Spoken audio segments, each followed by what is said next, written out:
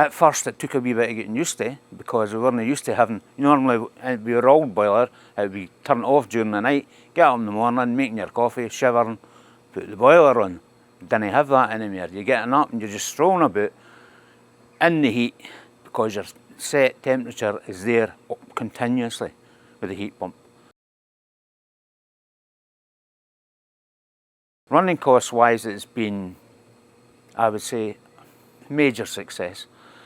We were doing £60 a month on our fuel bill last summer. We've put that up to about £100 now, but that's because we're starting to save for next winter. Dearest month's electricity we had during that winter here, just past, £152. Compared to what we were paying in gas and electric combined, you're looking at almost half. We were up about £270 at one point on the old boiler system. So huge savings. It just sits there. We didn't have to touch nothing. We didn't have to do nothing. Since it's been installed, we have touched nothing, apart from pressurising it once when it took a slight drop just after install. Apart from that, it's never been touched. It's been serviced once, during another one, that's it. So no additional costs.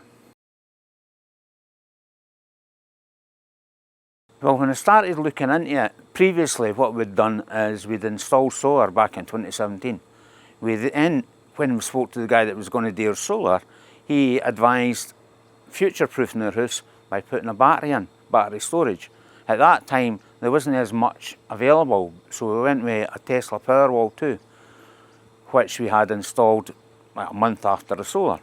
So that's all integrated, and the battery gets chopped up during the night with the electricity that we're on, the program we're on for Octopus.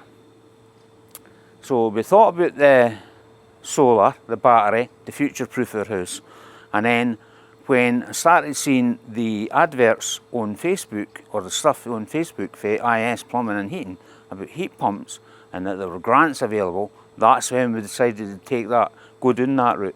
And I got in touch with Ian, and he come out, gave us a bit of advice about it, told us what would be involved in it, how to apply for the grants and everything, and that's where we ended up, and that's the reason we went for the heat pump. To give you a wee sort of analogy about the heat pump, after we got it installed, when it got installed it was summer, so we had our summer quilting. That's never been paid off in 2 years. We still have a summer quilt on our bed. We didn't need a winter quilt anymore. Well, I kind of Ian's at the end of the phone, and if you get in touch even through Facebook Messenger or anything like that, give him a phone.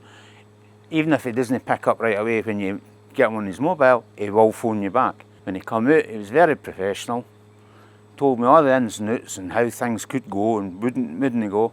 Now I would recommend them to anybody, and have done, I think, a few times, to friends, family, etc. And servicing last year, boy, Jordan and Lincoln come out, nice guys, came out, very professional, and left with a handshake and a smile.